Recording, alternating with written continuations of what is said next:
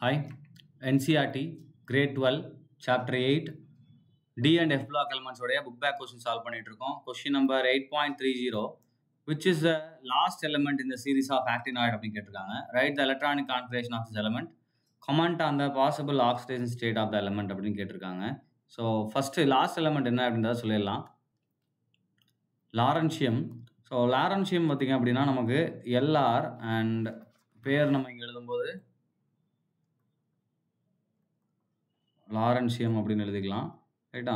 So அந்த லாரன்ஷியத்துடைய atomic number பார்த்தீங்க அப்படின்னா 103, ரைட்? அப்போ எலக்ட்ரானிக் கான்ஃபிகரேஷன் எப்படி வரும்? 103னா 86 ரான்ஷனில் ஆரம்பிக்கும், ஆர்என். ஸோ இது ஆக்டினாய்டு அப்படின்னா 5Fல ஆரம்பிக்கும். அப்போ 5F 6D அண்ட் 7S இருக்கும், right?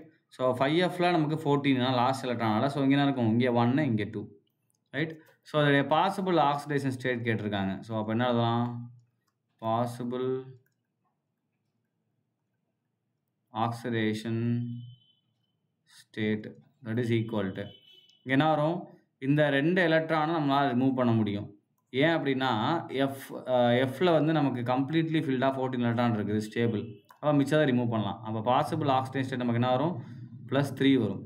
+3 is a possible oxidation state. ஏன்னா இப்போ நான் லாரன்ஷியம் 3+ அப்படின்னு எழுதுனா எனக்கு என்ன கான்ஃபிகரேஷன் வரும்? 5F 14 60 and 7S 0. So 14 is a completely field and இங்கே ரெண்டுமே எம்டியாக இருக்குது.